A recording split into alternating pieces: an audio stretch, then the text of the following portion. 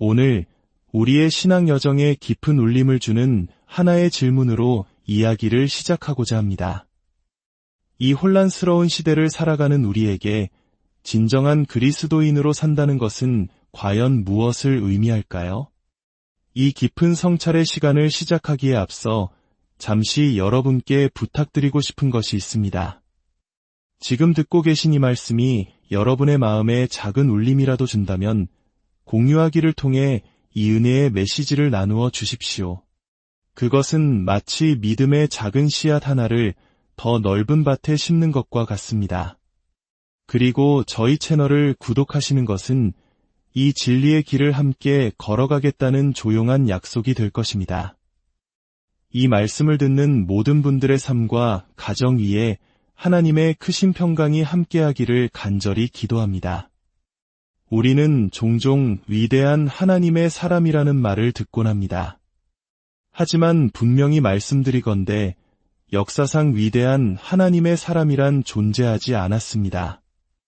오직 위대하고 자비로우신 하나님 앞에선 작고 연약하며 그분의 은혜가 절실히 필요한 사람들만이 있었을 뿐입니다.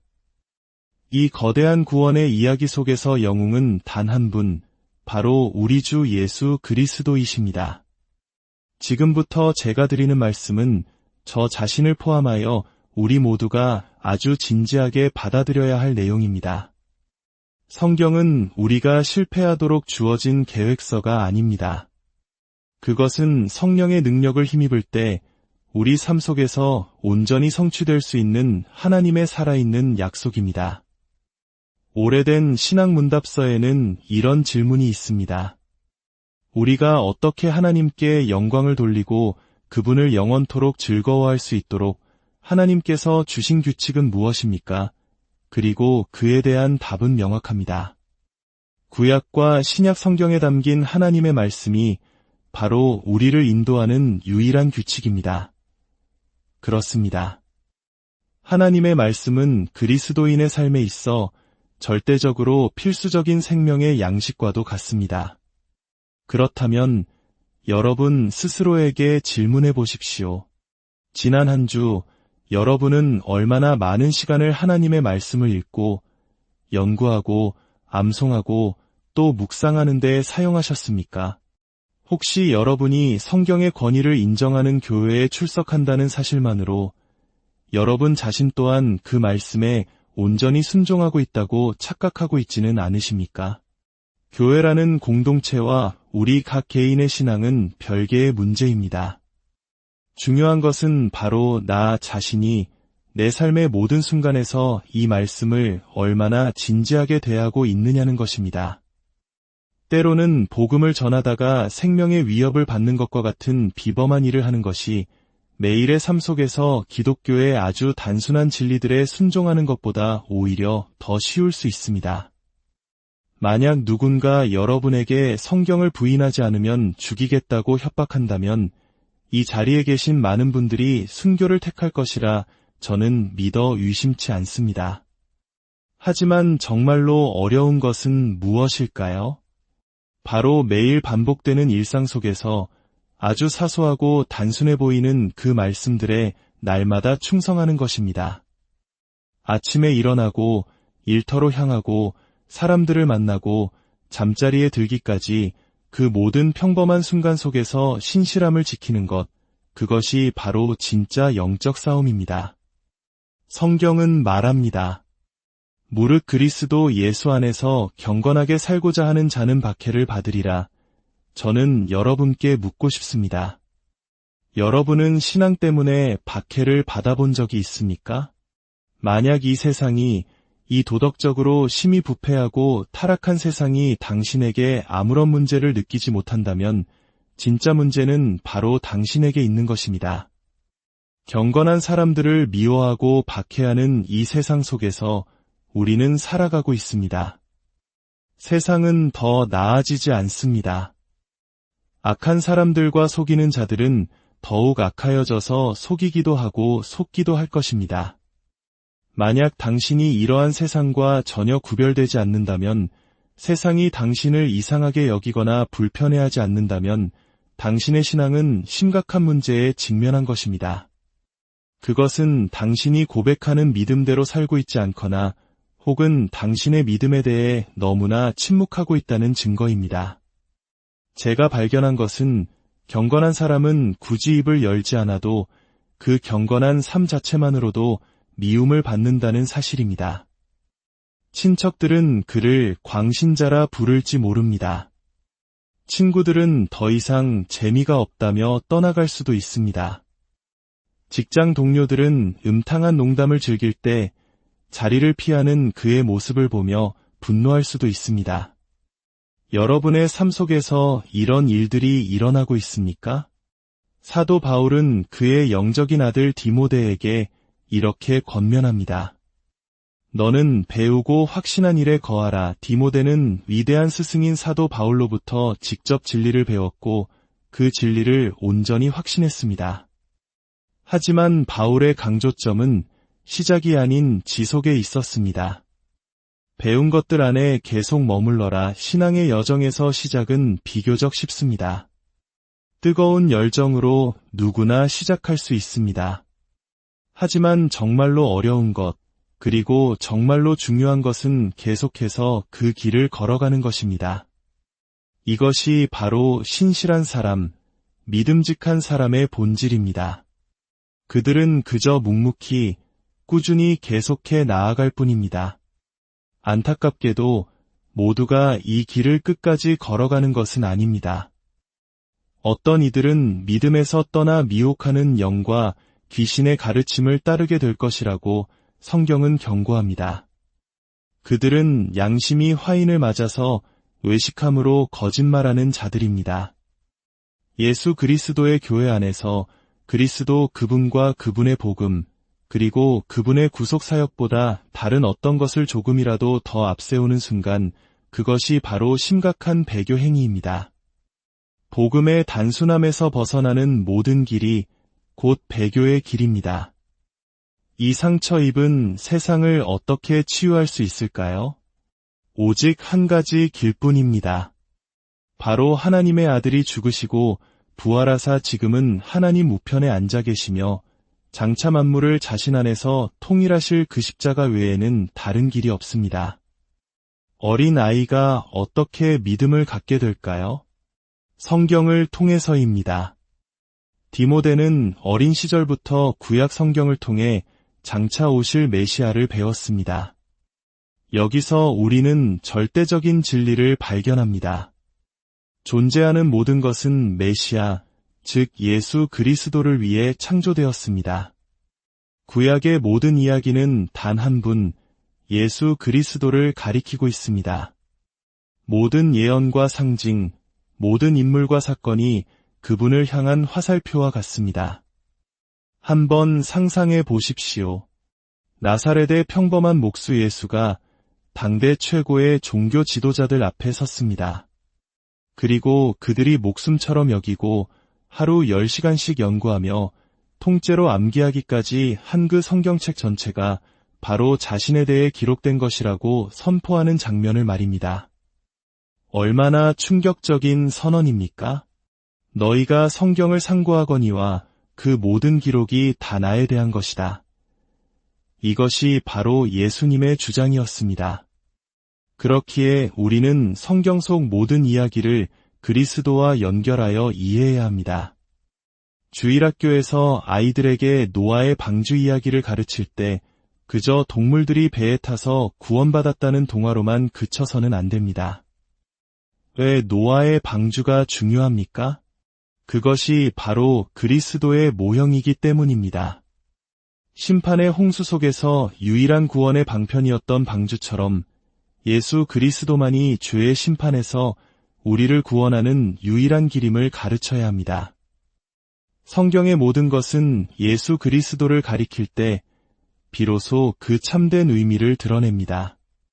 자녀들에게 성경을 가르치십시오. 어려운 신학이나 교리를 아이들에게서 숨기지 마십시오. 오히려 어릴 때부터 하나님은 왜 너를 만드셨니? 라고 묻고 하나님의 영광을 위해서요 라고 답하며 그것을 증명하는 성경 구절을 암송하도록 가르치십시오. 이것이 바로 신앙교육의 핵심입니다. 보십시오. 이 성경책 한 권은 어린아이를 그리스도께로 인도하여 구원에 이르게 하기에 충분하며 동시에 한 사람을 세상에서 가장 성숙하고 유능한 말씀의 사역자로 훈련시키기에도 조금도 부족함이 없습니다. 저는 거의 30년 동안 때로는 하루에 10시간씩 이 말씀을 연구해 왔습니다. 그러나 만약 제게 앞으로 85년의 시간과 세상에서 가장 큰 도서관이 주어진다 해도 저는 요한복음 3장 16절 한 구절의 표면조차 다 긁어내지 못할 것이라고 확신합니다. 그만큼 하나님의 말씀은 깊고 오묘합니다. 우리는 천국에서 수천의 영혼을 보낸다 할지라도 예수 그리스도의 복음을 이해하는 여정의 첫 언덕조차 넘지 못할 것입니다. 우리는 어떻게 하나님을 더 사랑할 수 있을까요? 스스로의 감정을 억지로 만들어낼 수는 없습니다. 희망이 없는 걸까요? 아닙니다. 희망은 우리 자신 안에 있지 않습니다. 제가 아내와 결혼했을 때 그녀는 참으로 아름다웠습니다. 하지만 저는 지금 그녀를 그때보다 훨씬 더 사랑합니다. 왜 그럴까요? 제가 훌륭한 사람이어서가 아닙니다. 수십 년의 세월을 함께하며 제가 그녀의 더 많은 미덕과 선함을 발견했기 때문입니다. 그녀의 아름다움이 제 안의 사랑을 이끌어내는 것입니다.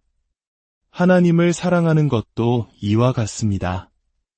하나님을 더 사랑하고 싶다면 하나님을 더 많이 바라보아야 합니다. 어디에서요? 바로 그분의 말씀인 성경 안에서입니다. 성경에 계시된 하나님의 아름다움, 그분의 영광, 그분의 신실하심과 능력과 사랑을 더 깊이 알아갈수록 우리의 마음은 그분께로 이끌릴 수밖에 없습니다. 만약 당신이 거듭난 그리스도인이라면 하나님을 더 많이 알수록 그분을 더 사랑하게 될 것입니다. 어떤 사람들은 그리스도의 이름을 위해 끔찍한 죽음도 마다하지 않고 어떤 선교사들은 가족을 떠나 40년간 세상에서 가장 비참한 곳에서 섬깁니다. 그들이 우리보다 더 나은 종류의 사람이기 때문일까요? 결코 아닙니다. 그들은 단지 우리보다 그리스도를 더 많이, 더 깊이 보았을 뿐입니다. 사도 바울은 그리스도의 사랑이 우리를 강권하시는도다라고 고백했습니다. 여기서 말하는 사랑은 바울이 그리스도를 향한 사랑이 아니라 그리스도께서 바울을 향한 그 놀라운 사랑입니다. 그 사랑을 깨달았기에 그는 앞으로 나아갈 수 있었던 것입니다. 코로나 사태와 같이 온 세상이 혼란에 빠졌을 때 많은 사람들이 하나님, 도대체 무슨 일을 하고 계신 겁니까? 라고 물었습니다. 그들은 답을 원했습니다. 그러나 이것은 미성숙한 신앙의 반응이며 하나님을 인질로 삼으려는 우상숭배적 태도입니다. 성숙한 그리스도인의 반응은 다릅니다. 하나님, 저는 지금 무슨 일이 일어나고 있는지 다 알 필요는 없습니다. 왜냐하면 저는 당신이 어떤 분이신지 알기 때문입니다. 당신은 주권자이시며 당신이 하시는 모든 일은 선하십니다. 설령 그 길이 저의 죽음으로 이어진다 할지라도 말입니다. 다니엘서에 따르면 강한 자는 하나님의 계획을 아는 자가 아니라 자기의 하나님을 아는 자입니다. 그러므로 사랑하는 형제자매 여러분, 하나님의 말씀을 여러분의 마음에 두십시오. 하루 16시간을 깨어 있다면 그 시간 동안 하나님의 말씀은 어디에 있습니까? 우리가 왜 다음 세대를 잃어가고 있습니까? 아이들은 학교에서 일주일에 40시간 이상 반기독교적인 사상에 노출되고 집에 와서는 인터넷과 미디어의 영향을 받습니다. 그렇게 세상의 가치관에 흠뻑 젖어 있는 아이들에게 주일에 교회에서 크레용으로 노아의 방주 그림을 그리게 하는 것으로 충분하다고 생각하십니까? 아이들이 아버지가 성경을 공부하는 모습을 얼마나 봅니까? 아버지가 하나님의 말씀에 대해 이야기하는 것을 얼마나 듣습니까? 부모님이 함께 말씀을 나누는 모습을 얼마나 목격합니까? 이것은 단지 여러분의 이야기가 아니라 바로 저 자신의 이야기이기도 합니다. 저 또한 아내와 자녀들과 함께 더 많은 시간을 말씀과 기도 안에서 보내야 함을 고백합니다. 가정에서 신앙을 실천하는 것은 때로 아주 구체적인 행동을 요구합니다. 만약 당신이 자녀에게 참지 못하고 화를 냈다면 다음번에 더 잘해주겠다고 다짐하는 것으로 덮어두지 마십시오. 그것은 성경적인 방법이 아닙니다. 자녀에게 가서 이렇게 말해야 합니다. 애아, 아빠가 너에게 죄를 지었다. 용서해 주렴. 아이가 괜찮아요 라고 말할 때 거기서 멈추지 마십시오. 이렇게 가르쳐야 합니다. 아니, 괜찮지 않아. 그건 죄였어. 아빠는 내가 진심으로 용서해 주길 바란단다. 아빠, 저에게 죄를 지으셨지만 용서해 드릴게요. 사랑해요라고 말해주렴. 신앙의 세계에서는 이처럼 가장 작은 일들이 사실 가장 큰 일입니다. 가장 어려운 부분은 바로 이렇게 매일의 삶을 살아내는 것입니다. 저와 가장 가까운 사람들이야말로 제 신앙의 진정한 시험대입니다. 아버지 하나님, 이 귀한 날을 주심에 감사드립니다. 주님의 선한 백성들을 축복하여 주옵소서. 그들의 삶의 걸음걸음을 도우시고 예수님의 이름으로 기도합니다.